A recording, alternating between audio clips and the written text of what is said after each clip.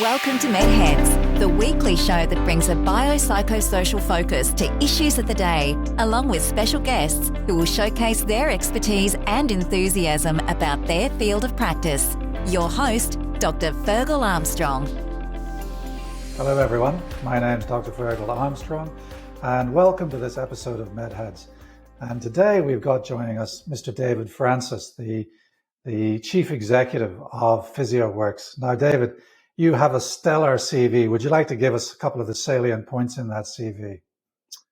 Thanks very much for the opportunity, Fergal, to join your team, and thank you for the introduction. I think the most important thing from a physio point of view, I do love it, and I like making a difference. And I've seen lots of things in the past, and I analyse, I criticise, I ask the question why on what we do as physios, as well as allied health professionals. And I suppose the journey has taken me from looking after neurological patients to looking after spinal patients. I worked in the public health system. And then from there, I did more study and did my master's in musculoskeletal physiotherapy. And then from there, continued after I was 10 years out and did my specialisation under the College of Physiotherapy. And from there, I was head physio for Collingwood Football Club, which is football in Australia. It's a pretty big club. So I spent a lot of time there, as well as running the business called PhysioWorks Health Group, where we're multi-allied health clinic in Melbourne and the southeast suburbs. So lots of experience, lots of great mentors that I've developed and maintained contact with. And so as a result, I enjoy it. I still have fun and I love to be challenged. And that's pretty much how you and I met, really. It is, isn't it? Yeah, I'm very grateful for the fact that you and I did meet because you really have helped me out and helped my patients out.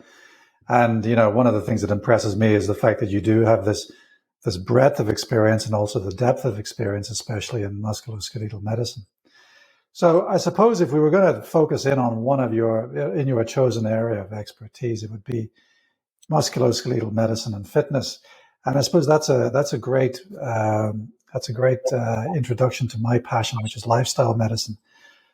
Now, you have this analogy about life being a game. It's no surprise that life being an AFL game. Can you tell us a bit about that? Yes, I'm 55, and Fergal, you know, probably if I don't get a significant sickness or I don't get hit by a bus, I'm probably going to live until the late 80s, early 90s, and hopefully longer. So if I equate that to a game of football, so a game of football, AFL goes for 120 minutes. I don't know, about 10 minutes into the third quarter. Now, Fergal, I don't know if you've been to the MCG, but third quarter, 10 minutes into the third quarter, they call it traditionally the premiership quarter. It's where you basically start setting up the win. Now, I know the win's the end of possibly us if we were fair income about it, but I've got a quarter and a half of football to play, and I'm going to play it under my terms to the best of my ability. And I think it's an opportunity rather than necessarily be daunted. But at the same time, we need to make choices, and we need to be directed, but we need to make choices on how we want to perform. In my case, the last quarter and a half, but it's all relative for all ages. Yeah. That's really true. I mean, when I was growing up, I always thought that the best years were, you know, your 30s and 40s. But I've recently read articles, and I agree with this opinion that has been published already, that actually our best time is actually in our 50s and 60s, because that's when we achieve the top positions in companies. That's when we get to the summit of our profession if we're self-employed. And right now, as you've said, this is where you want to be kicking goals. So what goals do you have for your 50s and 60s? And would you share those with us? If my goal is, one is I want to be happy. I Yeah. want to have mental health. I want to have physical health. And to achieve that, I've got to have, in many ways, time health. I Yeah. need sleep hygiene. Um, I need a good diet, an appropriate diet. But I need to put that together, and I kind of classify it almost as a cake. It's ingredients in a cake. Hmm. And you need a little bit of everything to make sure it tastes well. But I think to work out what ingredients that I need and what ingredients that I really like, I need help with that and I need guidance. And I think that's an opportunity for the allied health profession and the medical profession to get serious about what we're going to do and how we sell it to make sure that we get buy-in. Because let's be honest, we're not getting buy-in. In Australia, obesity is high, mental health's high. What are we doing? And I think it is not any different than running a football club, trying to perform on the MCG. You need to get buy-in, you need to get belief. And I see cases that where clients get buy-in, they get heard, and then they believe, and then they're off. But I think there's a huge opportunity, or it can be negative. There's a huge disappointment in our execution of healthcare. So when you say buy-in, what can we as clinicians do to help people buy into their own fitness? Because as you've already alluded to, fitness is part of this. Fitness is part of the solution to happiness, because if you're not fit, if you don't have a healthy body, you don't have a healthy mind. The Yep. two are inextricably linked. What Yep. can we do? That's a great question. How do you get buy-in? I believe one of the most important words is empowerment. Two, if I had a client, I'll have a number of clients, I'll put it this way, that may see practitioners of whatever discipline and specialisation, and they're told they need to get fit. They need to get rid of their pain. They need to lose weight. So in many ways, when I was younger, I'd probably say that. And I felt better saying that as the practitioner because I've done my role. Yes. What we're not doing is we're not listening to the other person on Yes. the next to you. And so consequently, there's no buy-in because you're being told to do something without without someone being involved with you that can hear you. And once they get the feel of what you want to do, and once they can see and feel the difference, you get buy-in and you get compliance. And compliance is really the art form of any practitioner, whether that's from law to accounting to an occupational therapist, is that you need to get buy-in from your client. Now, that's not making it up. It's not putting on an act. Is that need to believe in what you're saying so that they will do what you want. And I see it's a big catalyst. It's a big, big problem. And I call it clinical reasoning when I'm teaching my staff. Clinical reasoning is listening and is able to act. So therefore your client will do what you want. And at the end of the day, it's not what you want. They will want to do it. And I believe that's an art form that's missing. Yeah. I mean, these are motivational interviewing techniques which I use in my day job, but it's really fascinating to hear how it's just so important in all realms of practice, including your practice. So, from what I'm hearing, is it's actually more important for people to choose to want to follow and adhere your advice rather than you just lecturing them. Because you're absolutely right. I mean, I too was that young practitioner. If I told people what they had to know, I felt better. I'd done my job, but they weren't any better off. And I think that the process of, say, getting fit is one. Say, in my environment, someone may come in, they'll have, like an important question to ask in the subjective Yeah, is, what is your goals? yeah, Because they might come in with pain, but I have to be honest, I don't often talk about their pain because it's often usually related to how they move. But the Right. most important thing, they'll say, well, yes, can you decrease my pain, or can you improve my function so I can get drafted in the AFL, or can you improve my shoulder so I can hold my grandson? But Yeah. the important thing is, sure, I can decrease their pain. We can manage their condition. But what they're asking is, can you improve my performance? And that performance doesn't matter. And it's just as important if you work at the abattoirs at Kuru or you're on the ground in the MCG. It's exactly the same. You need to perform to your best of your ability. And that's where my motto is, it's, we're all athletes. We just have different events, and I'm passionate about that. Yeah. And I think I think in most cases compliance can be very, very easy to apply. So listening to you speak, David, a couple of thoughts spring to mind. Firstly, why is it important that we improve our function in the early part of the third quarter? What's the point? Why can't we just lie on the couch? And then secondly, we'll go into, well, what are the first steps if we decide we actually do want to get off the couch? How do we get fit? So first of all, why is it important? Why is it important? Why is it important to get off the couch? Actually, I'd answer that. It's not really my call. It's up to them to make the call. Right. They don't want to get. This goes back to the choice and compliance thing, isn't it? You've got to have a reason. Can I use I'll use another example. I'm remembering. I would get a number of people coming to me at all ages. So it can start from, I had a 14-year-old girl come to me, and he's getting knee pain. And I said, why are you getting knee pain? Oh, I had to do the cross country. And so I said, all right, and how do you like running? No, I don't like running. I've never been good at it.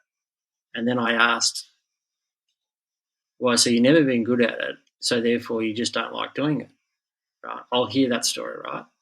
And then basically I taught her how to walk, how to run, and now she enjoys running because she doesn't finish last. She doesn't get out of breath. She's moderately competitive, but she feels good about herself, if that makes sense. So she's got drive now.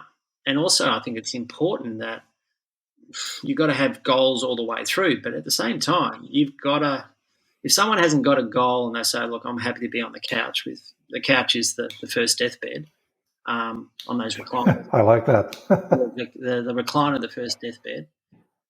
You're not grounded. You don't have your feet on the ground. I give them, I want to hear why they don't want, but I reckon it's pretty easy to manipulate them around, because one is they're there. And if someone comes into my room, that they're here for a reason. And from there is then I'll take them through the process. And the process is, I think the fitness component, what we want to do is we make the bar almost too high, because I think fitness is got to do with moving. And moving is standing, sitting, because sitting is active, whether you like it or not. That people describe it as passive, but I don't think that makes much sense, because when you are you're passive, kind of laying against gravity, but you're actually up against, you're across gravity, but you're up against gravity.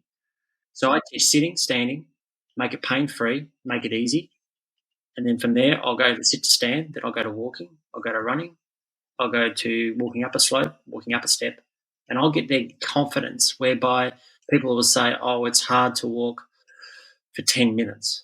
Okay, I'll say, why? Why is it hard? That's when, Fergal, we get, from a medical perspective, let's work out why, if it's a medical perspective that needs to be addressed. So therefore we get all key stakeholders involved. Then if they get a smell of it, which they do, they get an idea and say, oh, gee, it's not that too bad actually walking for 10 minutes, or it's not that bad to whereby I'm actually riding for 20 minutes 2 times a week. Then from there, it just becomes, and you know this, Fergal, better than what I do, is it becomes a hormonal chemical change. And all we're doing is making them feel good about themselves. All we're doing is starting to change their hormone concentration, and therefore we're off and running. And it ends up a really nice story. So I think the key thing is, once again, is belief. 2 is listening to them, because we have two. We have 2 ears and 1 mouth. So let's use them proportionally. Mother Teresa, she taught me that when I visited Calcutta in 1984. She said, always remember, you have 2 of them and you have 1.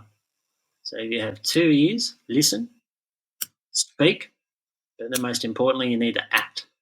And I reckon that still is very apt to this, in that we need to act and teach them how to act. And I think all athletes can act. And everyone's an athlete. We just have our own unique events. I like that. Yeah. So what I'm hearing then is that you see your role really as a coach, and you teach people, as you say, how to sit, how to stand, how to walk, and then how to run. Now, some patients who are traditionally minded will say to me, "Oh, I went to a physiotherapist, and all they did was show me some exercises, and they didn't even touch me." Mm. And they feel aggrieved by that. And I've tried to explain to them, well, there's a reason for that. It actually, change comes better from within. And, but what would you say to that, that, the physiotherapist didn't even touch me? Yeah, good question. We have a graduate program which runs for 3 years at PhysioWorks Health Group, and we, the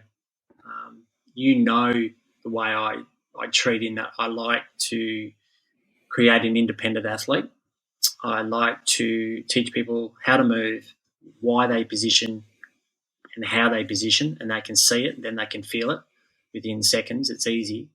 But at the same time, is that you need to say, well, this is the way I'm going to approach you. But at the same time, if your level of expectation is that you need to be mobilised and manipulated and released, I'm more than happy to be a part of that, because that is the level of expectation that one might be able to achieve. But I'm very, very comfortable that our product is that I can release you and do anything I like, and I'll be honest with you, I think I'm really, really good at it. I can make you feel better with my hands. But at the same time, if you walk, if you breathe, if you sit to stand, you sit the way you do, all that work that we do for the 20 minutes, 40 minutes, whatever it is, or the 2 weeks of doing passive treatment will be obviously changed. Like, nothing will change. You'll go back to your old habits, because your old habits are your habits, unless you can work out and feel and see your habits. So I think it's discussing and building up a relationship. I've got clients, without a doubt, and athletes that come in and they know what they're going to get, and they're going to get manipulation, and they're going to get release work. They're definitely going to get hands-on, but I know, and they know how they move. I know that they're moving well, and that's what they need. They almost need a tune-up, and that's what I love, is that they know when to come in. They're not booked. They know when to come in, and they say, look, Dave, I'm doing all the changing directions. I'm going well from sit to stand. I'm lifting properly. I'm maintaining the consistency of my exercises, but I'm just stiff. And I was stiff. I was stiff on Monday morning. Did a lot of gardening, and I didn't do weights for 3 or 4 days before that.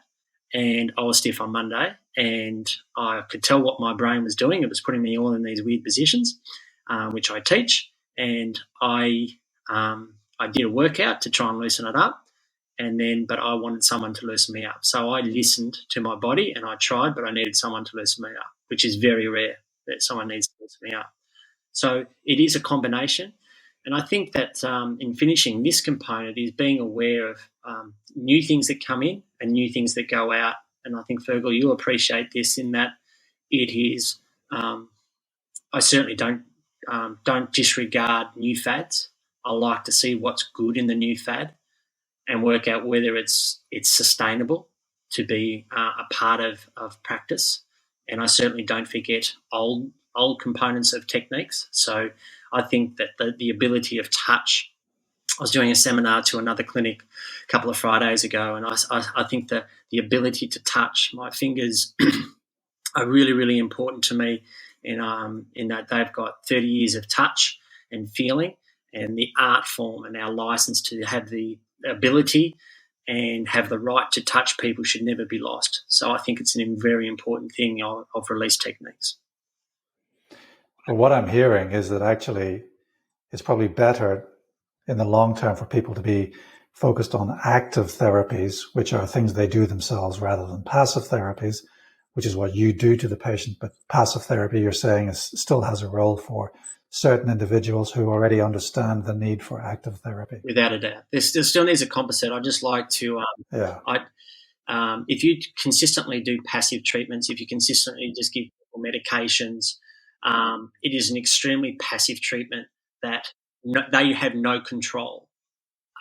Someone's done something to them. That is that's not an even relationship. That's not accountability. They need to be involved to get a permanent change. Yeah, sure. Now, another question that I've been often asked is, Doctor, I'm too old to go to a physiotherapist. Yeah. What do you say to that? I'd have to sit them down because there'll be a reason why. They've been told, most of the time they've been told, you're too old, or it's the approach, and it's often key stakeholders. I had a person that saw another allied health professional yesterday, and they just said, "Oh, you've got arthritis in the back. Go home, you'll be right. Take a Panadol." Like that just makes me so angry. Or you've had surgery on one hip, and you're going to have, don't worry, in the next 15 years you're going to have surgery on the other hip. That's just leading a patient. Like that's nonsensical. So I think we've got to be careful as practitioners or key stakeholders, is that we've got to be careful of what we say, and give everyone a chance. And I think everyone's got to stop and saying, if you're on the other side, if someone said to me that I can't run, I need a really good explanation to say I can't run. And it has to be definitive. But don't give me what my beliefs are. Give me what research indicates. And the idea is, like, you see all these people, just an example of this, Fergal, like you see when you're down the park or around the roads, everyone's walking fast. Why the hell are they walking fast? Why don't they just start jogging? Like, you never see an animal walk fast. Is there an animal that you can recall that walks? No, you're absolutely right. Yeah. We're just an animal. A human is just an animal. Yeah. We're nothing more, nothing less. An animal. Yeah. But you see all these animals walk fast. What do they do? Walk fast. They get injured because we weren't made to walk fast. Because if you watch a professional walker, they don't have many days in the sun, meaning they get injured all the time because they're doing something that we weren't made to do.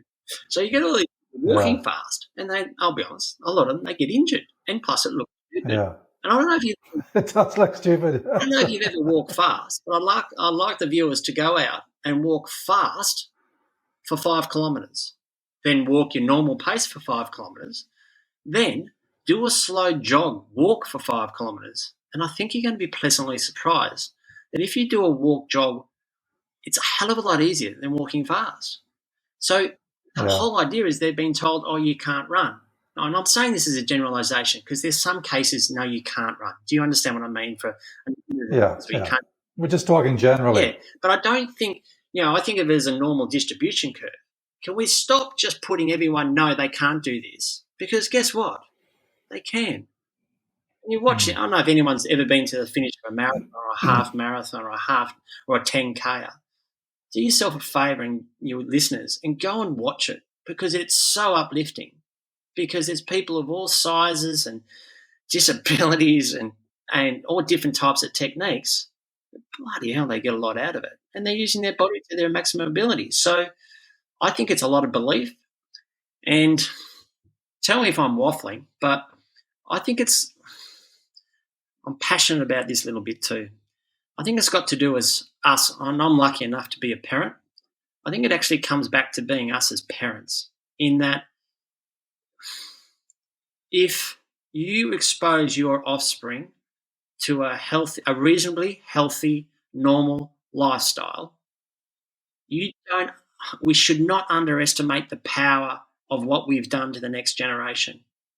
Rather than pouring energies into someone that already has, let's say, could be diabetes, could be obesity, right, or poor health. It does follow a pattern. And I believe that parents or guardians, that's where the money should be spent.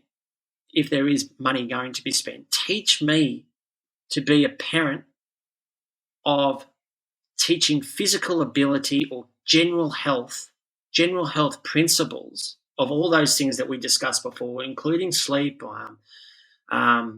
phones, putting them on and off, interaction, communication, discussion on debate. And that changes the makeup of the offspring. And then the offspring, then they grow, and then it goes on. It's called evolution.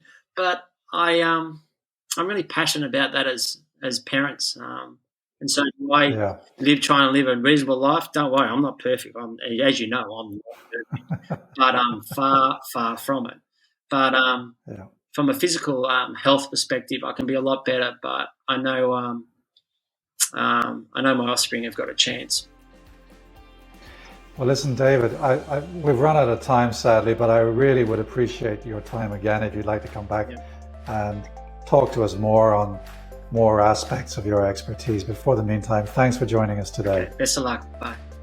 That's all for today's MedHeads. My name's Dr. Fergal Armstrong. Thanks for watching, and we'll see you next time.